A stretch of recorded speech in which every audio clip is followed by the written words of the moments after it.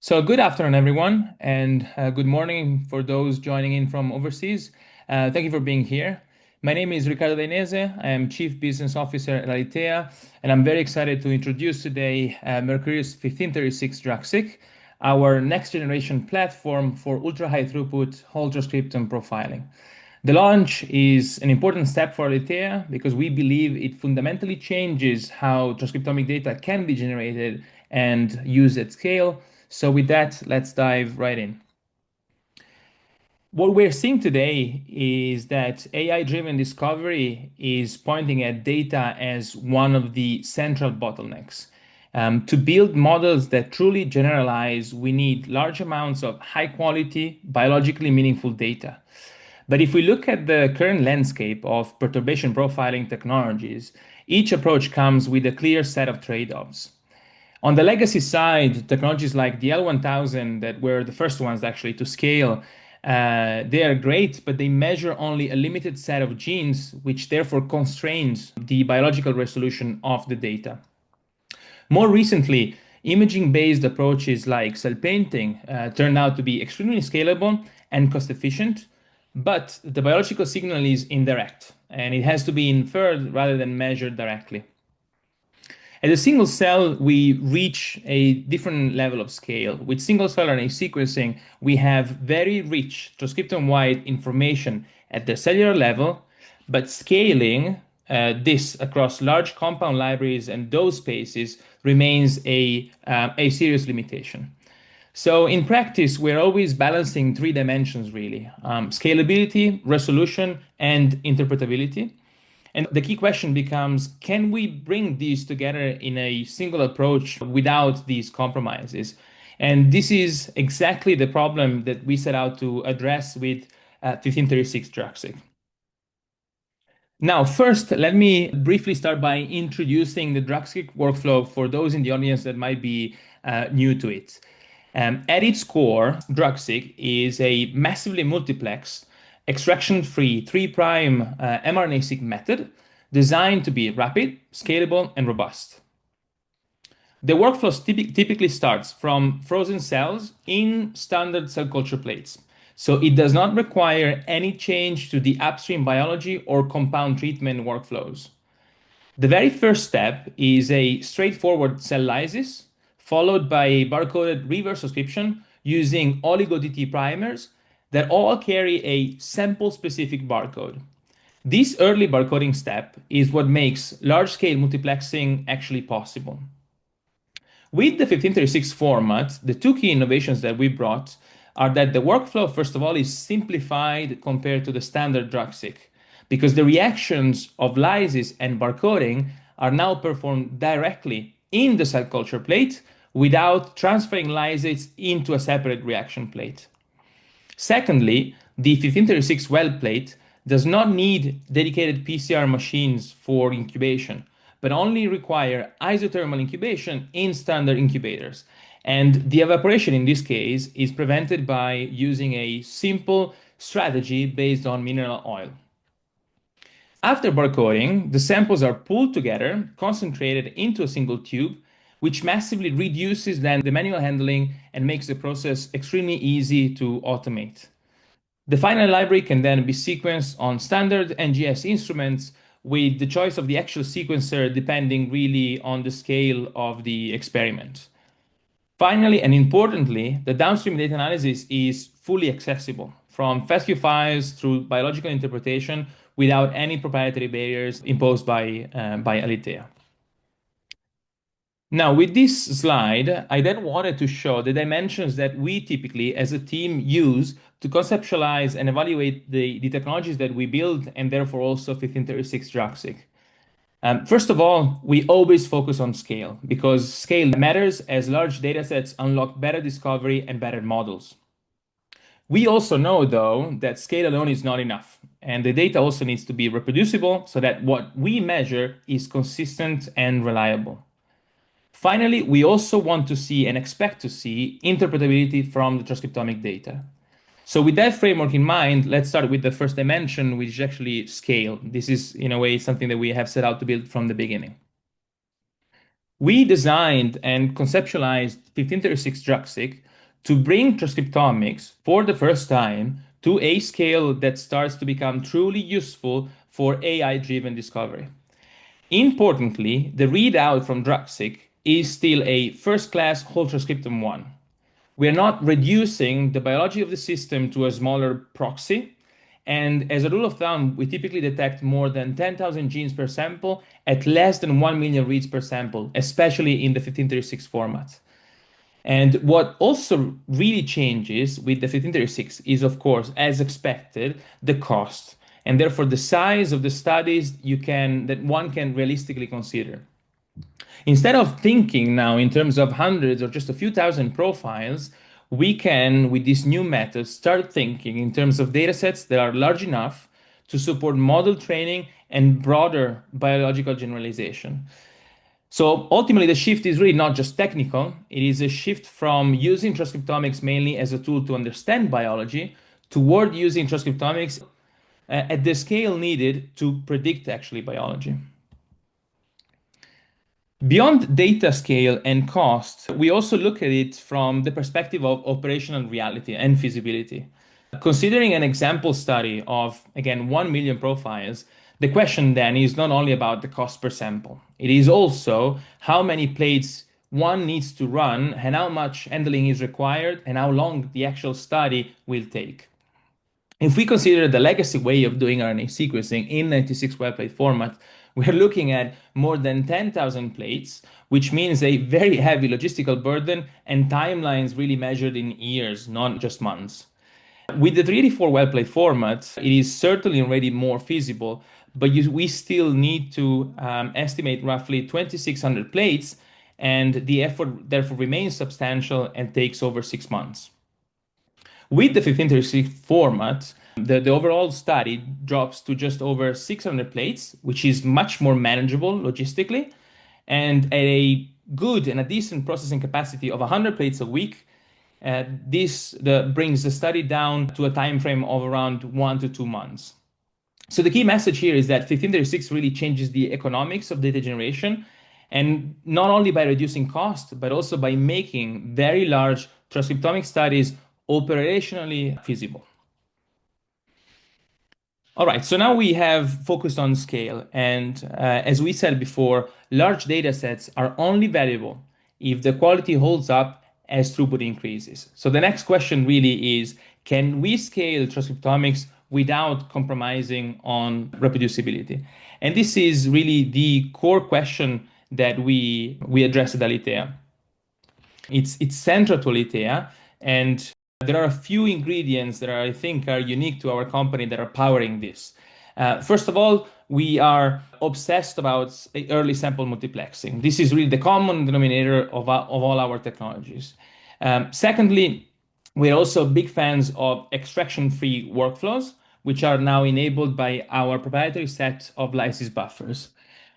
Third, one thing that we're now really proud of is that we produce and quality control all our enzymes, which then gives us tight control over both their performance and cost. And finally, the critical component of these multiplexing approaches is the barcoding know-how.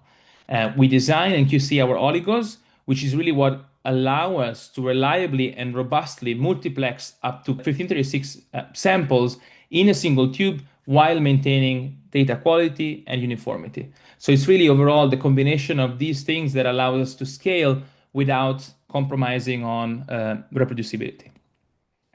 But of course, seeing is believing. So let me show you some lines of evidence to support what I just mentioned. One important question that we typically are asked about is how broadly applicable is the method across different biological systems? And what we have seen over the past years is that the DRUG-seq approach performs very robustly across a wide range of cell types and models. The list shown here reflects both internal work and client projects and covers a broad diversity of tissues, disease context, and model systems. Importantly, 1536 DRUG-seq uses the same underlying chemistry as the previously established formats, so we do not expect limitations in terms of compatibility when moving to a higher throughput format. If anyone in the audience, by the way, may be interested in a particular cell type, please do feel free to reach out. We would be happy to share sample data sets to the extent that we can, specific to that cell type.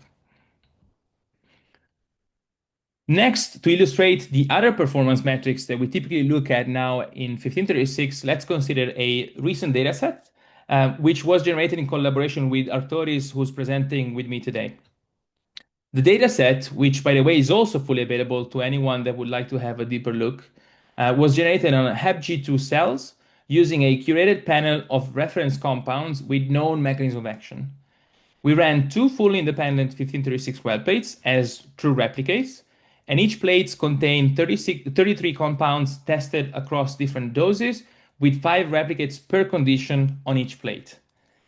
The rationale behind this design was that it would allow us to assess both technical and biological reproducibility in a controlled and quantitative way. So let's look at the quality metrics. The first question we always ask within the Alithea team when a new data set comes about is, what was the average gene detection? This is really our primary high-level indicator of data quality because it reflects the combined performance of pre-processing steps like barcode demultiplexing, exon mapping, and library complexity. What we see here is a very robust gene detection across all samples in both plates, with more than 10,000 genes detected for almost all samples. And this was a first good news. As I was mentioning before, we expect typically to detect between 10 to 12,000 genes per sample at around 1 million reads per sample, which is consistent with high quality whole transcriptome readouts. Importantly, at this stage, we can already see that the signal is not only high in both plates, but it's actually uniform across the entire plate and very similar between the two independent plates. Next, beyond absolute gene detection, the next question is its reproducibility. Here we specifically looked at the MSO controls, of which we had roughly 60 wells per plate, and asked how similar they were both within each plate and across the two plates. And what you can see here is that the correlation are very stable in all three comparisons, with plate 1, plate 2, and then between the two plates individually. The key point is that the interplate correlation is essentially as strong as the intraplate correlation, which essentially is what we want from a platform designed for large scale and obviously multi-plate data generation. In this next slide, we look at reproducibility from another angle. Here, we are no longer just looking at the overall sample similarity, we're actually looking at reproducibility in differential gene expression. For each compound, we asked whether the treatment produces a similar number of differential expressed genes across the two independent replicate plates. And what we saw is a very consistent result in this case as well. The dose response patterns are preserved, and the number of differentially expressed genes remains highly similar from one plate to the other. That is important because it is the level at which transcriptomic screening becomes biologically actionable. We are not just reproducing raw signal, but we are now capable of reproducibly capturing the underlying transcriptional response to each perturbation. So far, I have focused on scale and reproducibility.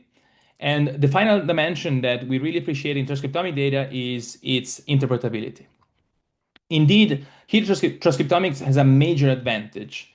The features are directly biological. Genes and pathways are inherently interpretable, which makes the data much easier to integrate across studies and compare across campaigns, and even to analyze with, of course, established workflows.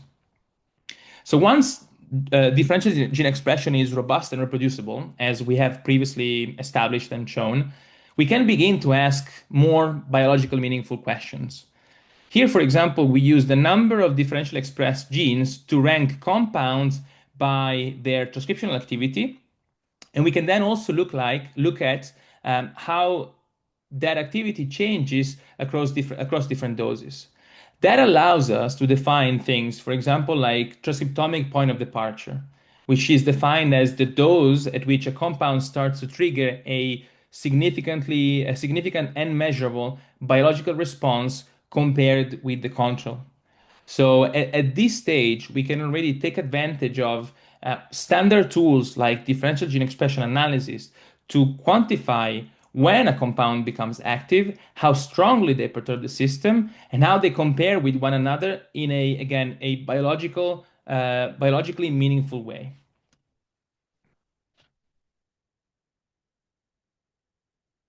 One important aspect is, of course, batch effect. If we want our models to train efficiently, we want to minimize noise as much as possible.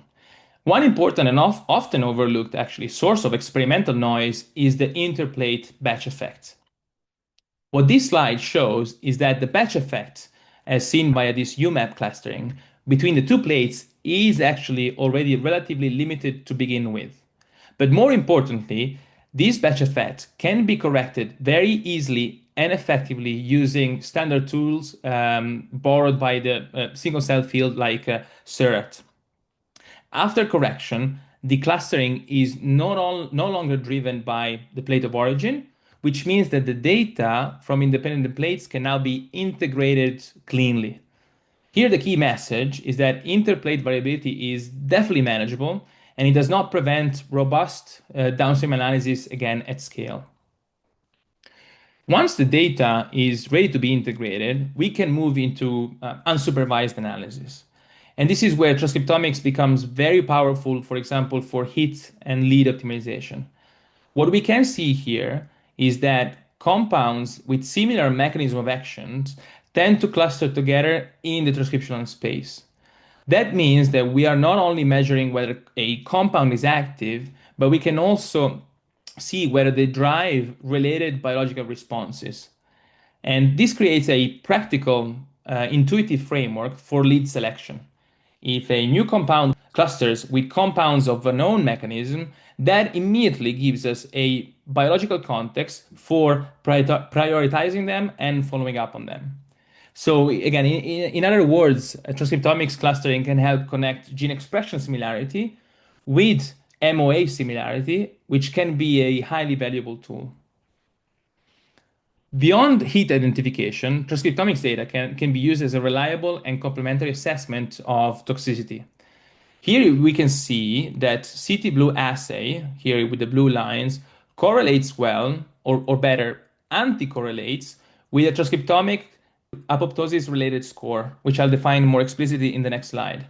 For now, you can see that the main point is that transcriptional signal is capturing a real biological effect that is also visible from a conventional viability assay. And interestingly, in these two panels on the right, in some cases, the transcriptomic signal starts to separate earlier, suggesting that actually transcriptomics can detect stressed or pre-apoptotic states at earlier doses or time points before they become obvious from viability alone. The apoptotic score that I was mentioning before is a concept that can be significantly expanded to different processes and pathways. The idea is to move from individual gene level changes to pathways and mechanism level interpretation. To do this, we used a scoring approach inspired by the Maya method, where predefined gene signatures are used to quantify the activity of specific biological programs across each treatment. In this case, we applied the scoring across several toxicity mechanisms and mechanism of actions for the 33 compounds in the screen. This allows us to elegantly summarize each compound response in a very interpretable way. For example, whether a treatment is associated not only with apoptosis, but DNA damage, ER stress, mitochondrial stress, or other biological processes. So instead of only asking whether a compound changes gene expression, we can start asking which biological mechanisms are being activated and how strongly.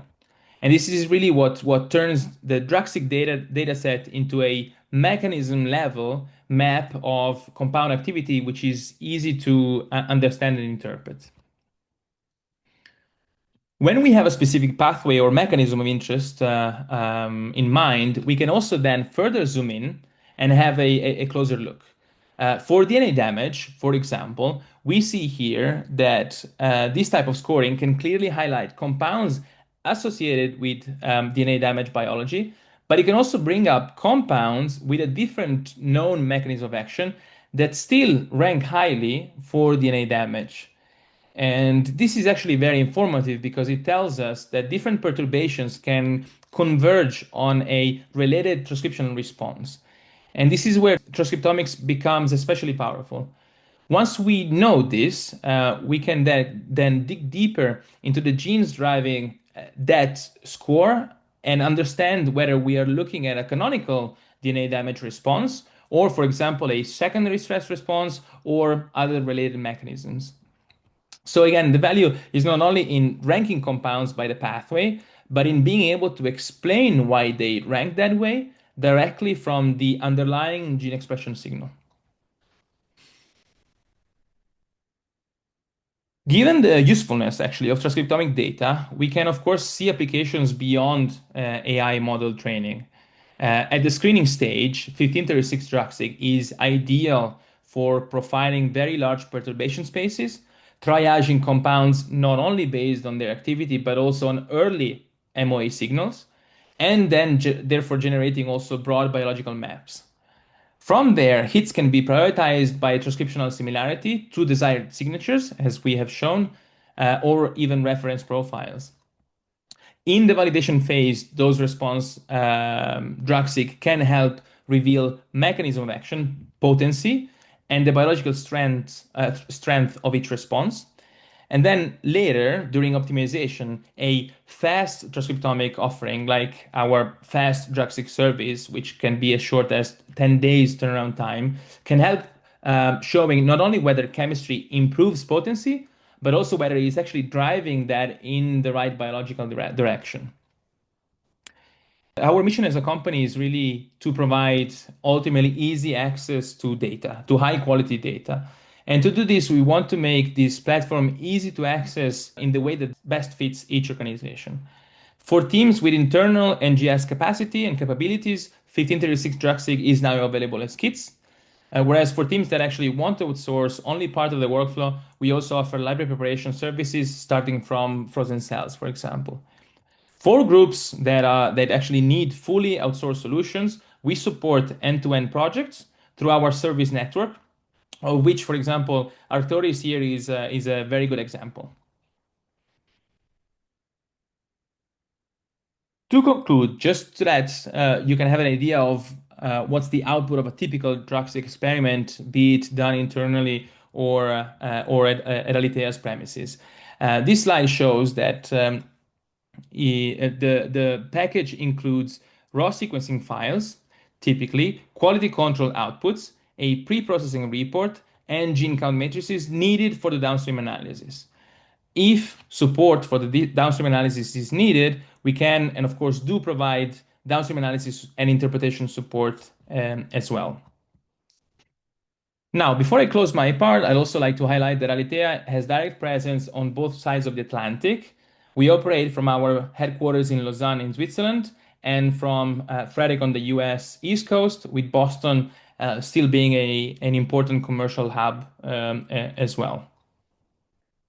With this, I thank you very much for joining us today. It has been a pleasure to share how 1536 DRUG-seq is helping make large-scale biologically interpretable transcriptomics more accessible. And before I close, I also want to acknowledge Arctoris for the collaboration behind the data presented today. They have been an excellent partner in helping generate early evidence for this platform. So with that, I'd like to thank you once again for your attention. I'd be very happy to answer the questions after Maya's presentation, and I'm pleased to hand it over to Maya, who will now tell you more about Arctoris' capabilities in supporting these kinds of large data generation studies. So thank you. Thanks, thank you very much, Riccardo. It's really, really exciting data to see. Let me just share my slides here.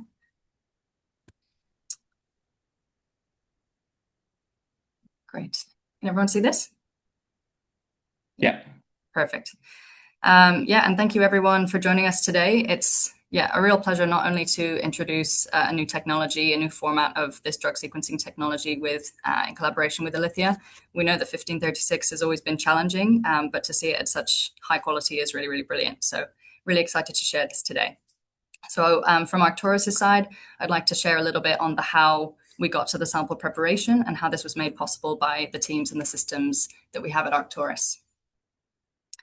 But first, a quick introduction to who we are, who I am. My name is Maya. I'm an automation scientist here at Arctoris, and we are a partnership research organization. We form our partnerships with biotech, AI, and pharma, and we help to enable the furthering of drug discovery using our automated platforms.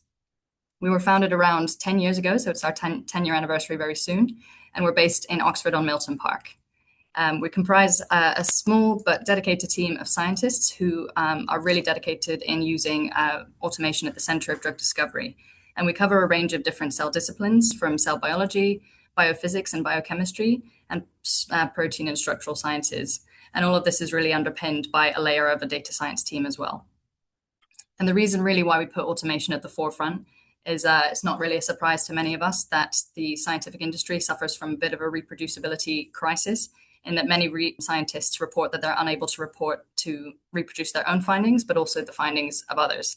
And we believe that automation is central to reversing this crisis, enabling you to produce high quality, but also reproducible data at scale, and also so we can get more data and data that we can trust. And this was also the main reason why I was excited to develop myself as an automation scientist. As moving from academia to industry, it was a really eye-opening experience to be introduced to the power of automation. So I'm going to now introduce Ulysses, which is our large-scale modular automated platform. So on board, we have here a combination of liquid handlers and also multiplexed readout instruments. We have also sterile and non-sterile environments within this system. And some of the applications that we're capable of are shown here on screen, from automated plate processing. And some of our readouts also include high content imaging, flow cytometry, and fluorescence and luminescence-based assays. So I'm also going to show through some of the automation that we have at our disposal. And some of these I'm going to dive into in a little bit more detail to show how we generated this reproducible drug sequencing data that Ricardo showed to you earlier. But what I wanted to highlight here, given all of these instruments that we have at our disposal, is that we can use all of these in really modular form to create bespoke workflows for all of our prospective clients. And so that's the platform and who we are. But now I want to walk a little bit through how we achieved this high throughput drug sequencing data. So here I'm basically highlighting our 1536 drug sequencing workflow. And apart from the cell culture, which we handle manually, almost every element is handled by our automation, and so is entirely hands-off. So it starts really essentially with our automated Python script, which was generated by our data science team. And this is accessible to all of the scientists that we have here at Arctoris.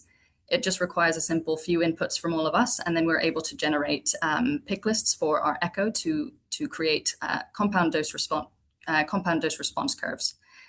So this pick lists can be then filtered into the echo, which we use to generate our compound plates. And once we have expanded our cells side by side, we can actually seed those cells on top of our pre-prepared compound plates and immediately start the dosing. So once we have treated our cells for a given time point, we're then able to use a cell viability assay, and Ricardo highlighted some of this data already. So for this, we use a BMG plate reader before we wash the cells and prepare them for the sequencing. And what I want to highlight here is that every step of this workflow has its own dedicated piece of automation. We have the Echo, the multi-flow FX for seeding our cells, the Ferrostar for the readouts, and the Brava that we use to wash the plates. And all of these work together to produce those really reproducible plates that we saw earlier. But it also comes down to the expertise that we have on site, which allows for us to have tight control of all of these pieces to make a really nice, robust workflow.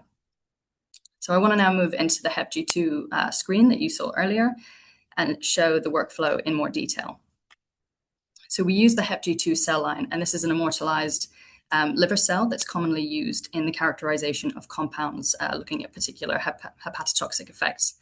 They grow quite easily, so it made for quite an easy choice in stress testing the workflow. In collaboration with Alithea, we designed a set of 33 compounds that were chosen for their roles in DNA damage and mitochondrial stress, but a few of them also had unknown modes of action. And for these, we designed a custom 8-point dose response around each one. And in doing so, we tailored them to the IC50s, some of which we had from previous data in-house, but also others we found from the literature. And so this way we would really create a dose range that was built for each custom compound, giving an informative amount of information from the sequencing without simply killing the cells, but also without having a limited effect. And so of these 33 compounds, we ran in 5 technical replicates, but we also included 60 DMSO controls. That was actually the space that was left on the plate. And finally, we did this in triplicate. We actually ran 3 plates in total for a single 24-hour time point. So with our HepG2, we in fact optimized for the number of cells we needed per well to achieve a high level of data quality, even at those higher compound doses, which might prove toxic. And so we seeded at 800 cells per well, so we needed a total of around 5 million cells, accounting for dead volume as well. And in terms of the plate map, we managed to randomize all of our doses and treatments across the plate, excluding the outer edge well. And after the treatment time, we were able to run the cell viability assay, which gave us a readout for reproducibility of our 3 triplicate plates. What we actually saw was there was little to no edge effects or plate effects across. And so they were actually all very uniform, and this gave us a really nice confidence that our liquid handling was working as expected. And so the reason why I'm taking through all of this workflow is because each of these pieces is sort of a technical challenge in its own right. Getting randomized formatting in a quick and seamless way was handled by our scripting, but also the seeding into 1536. And with that, achieving over 12,000 reads from 800 cells per well is really a great achievement.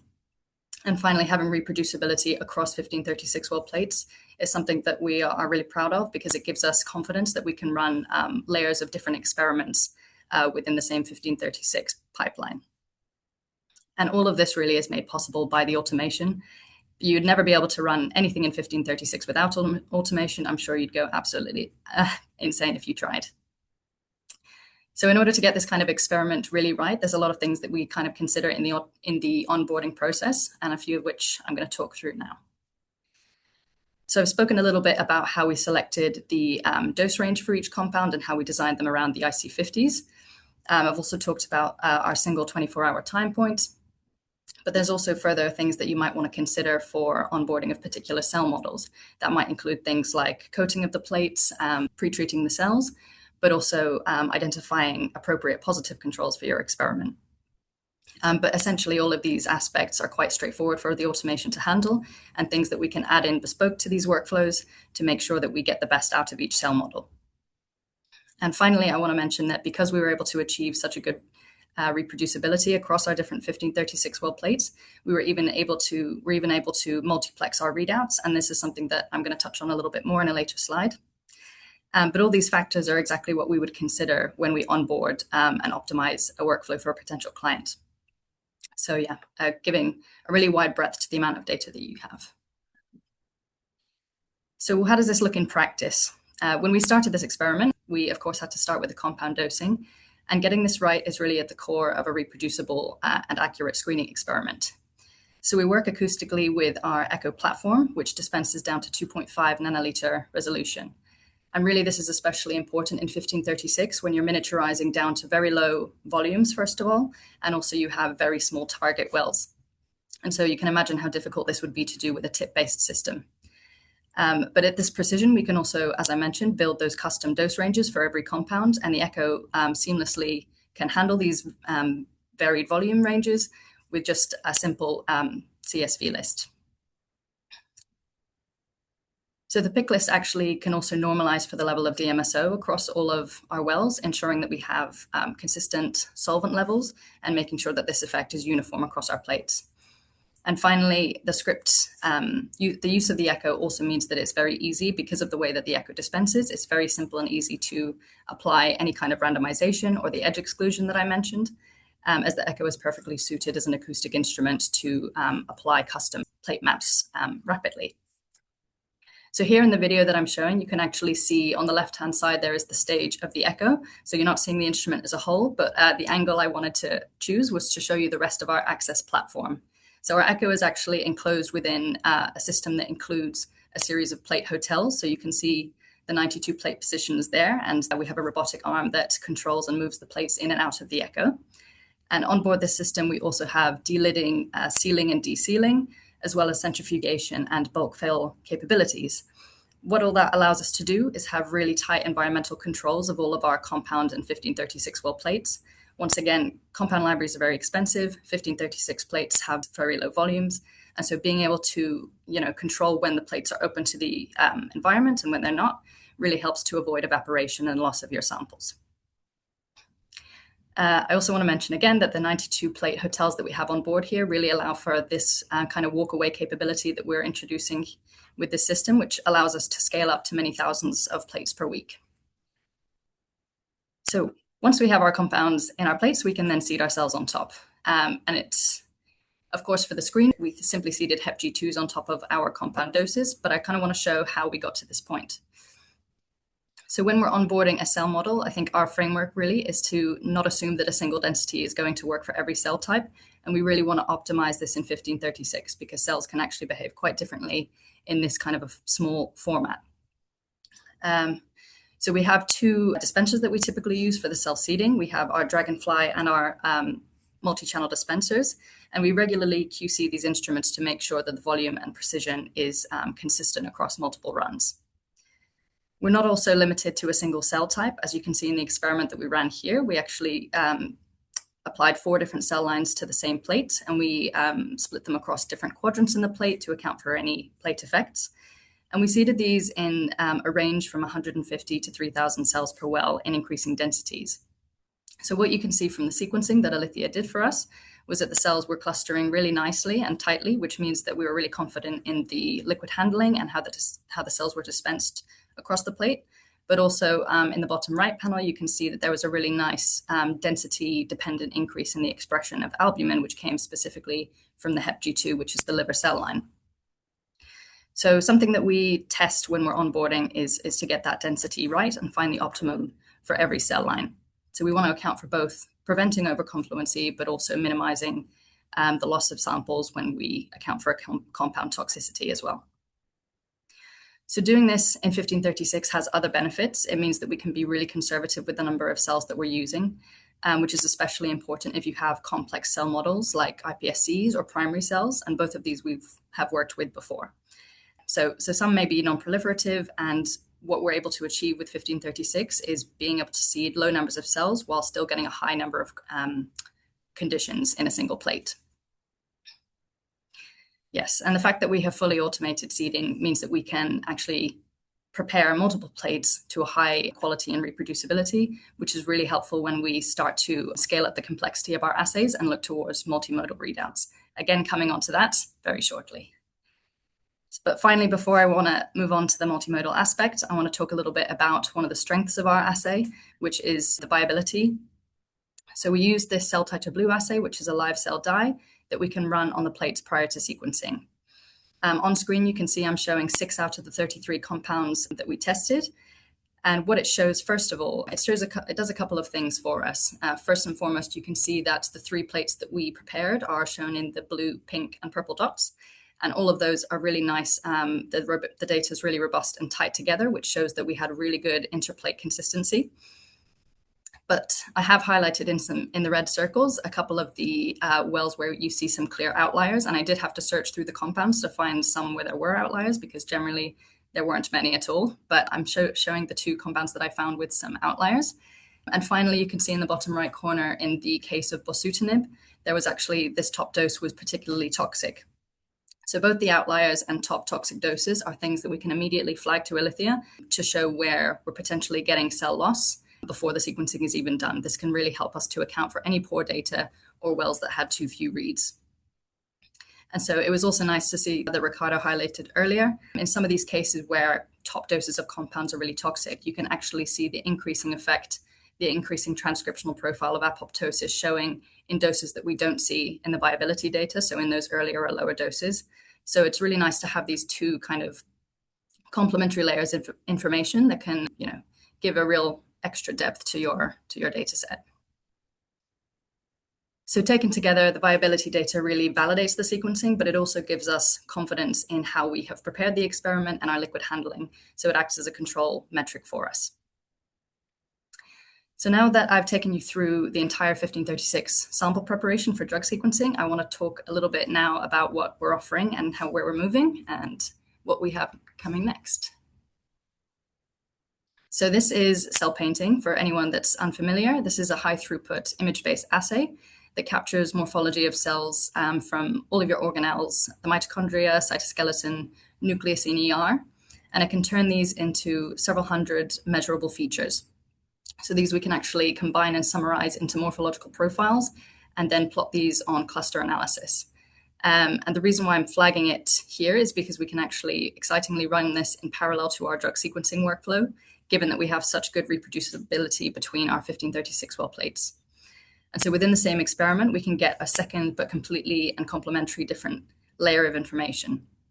So the sequencing will tell us then what's happening on the transcriptional level, while the cell painting can tell us what's happening on the morphological level.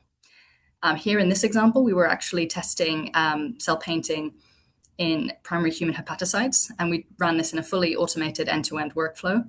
And you can see, once again, the power of automation means that we have really robust, tight replicates of each compound.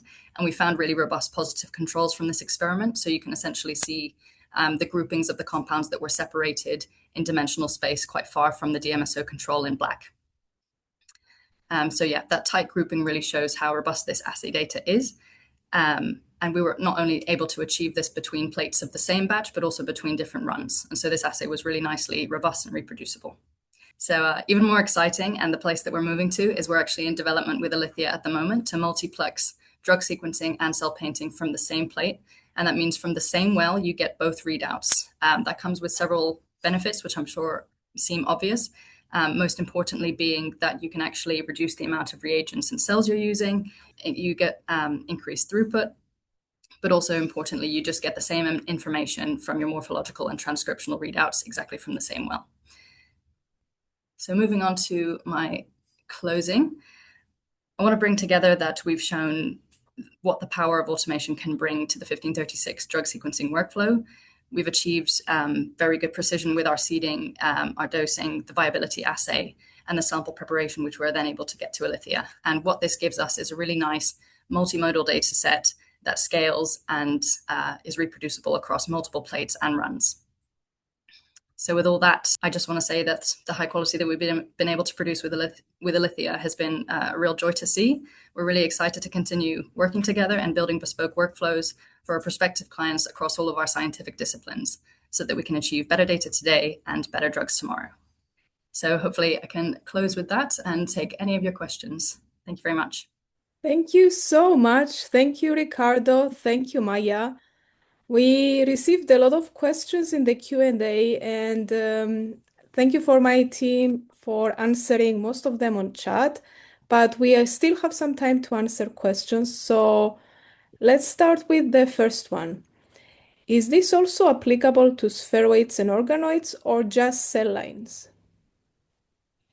Maya, go ahead. I don't know if you want to mention something about your capacity with spheroids, and I can then mention compatibility with DRUG-seq. Yes, so I'd say on the experimental preparation side of things, it's something we are working on. At the moment, we are working on organoids in 384 well plates. So that is in our development pipeline at the moment. If it works well in 384, we will scale down to 1536. But so far, I can say short answer is yes. It's something we're looking closely at. But yeah, I'll let Ricardo talk about the drug sequencing. Yeah, likewise, the approach is very feasible, and we will soon also release some data on spheroids. There's no limitation in terms of cell system. It's more a limitation of plate format, as we still have to meet someone that actually managed to culture spheroids in 1536 well plates. But otherwise, if that's possible from a cell culturing point of view, it's definitely possible from a chemistry DRUG-seq point of view. Next question. What is the well-to-well variability of control samples in 1536 format? That's a very good question. I'm not sure that we have one slide for that. We can follow up with the person asked this question. Typically, variability within replicates and within the same treatment, variability is very little, so reproducibility is very high. The variability that we see within plate is typically between treatments. So treatments that are very cytotoxic, for example, can induce lower cell proliferation and therefore lower data for that specific condition. But otherwise, typically the same replicates and same treatments end up with a high degree of similarity. But I can follow up with whoever asked this question about the DMSO data.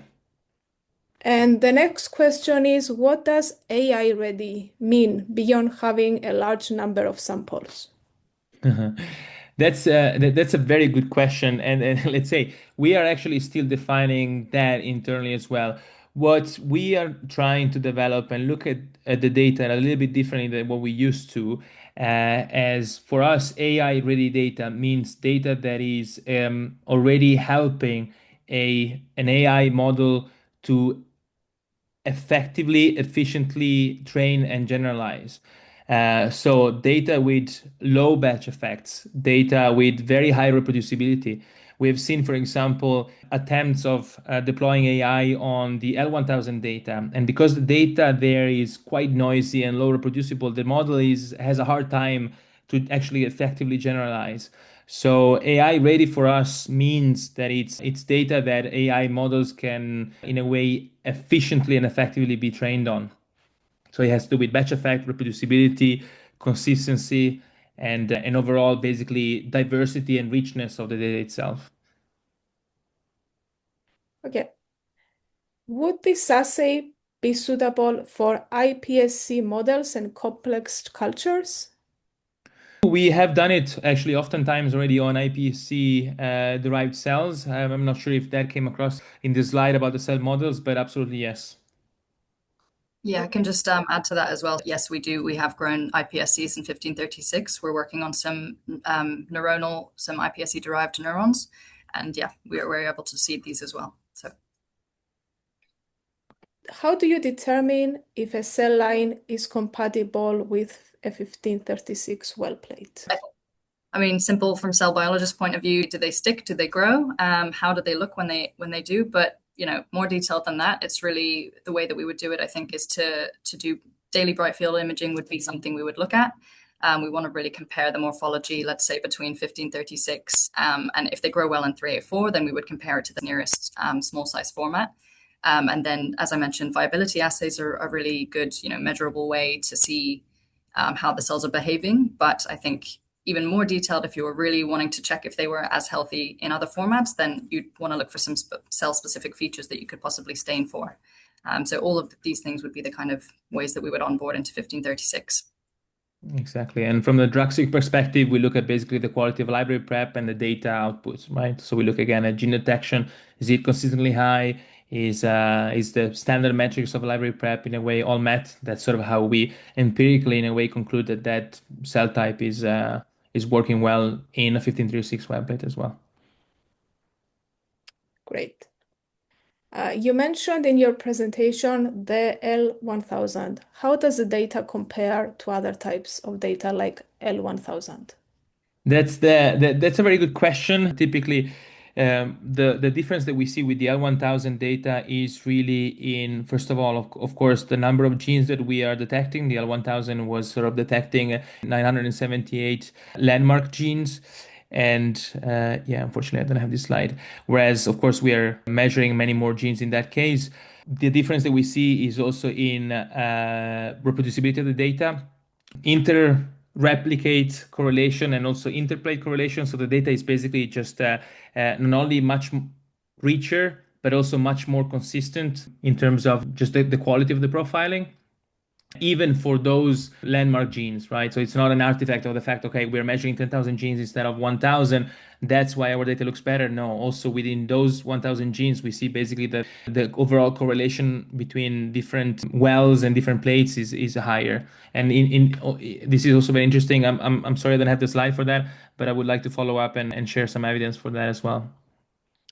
Yes, of course. And for those who are here, please be aware that we can continue the conversation via email or via a call, and we can discuss the specificities of your experiment.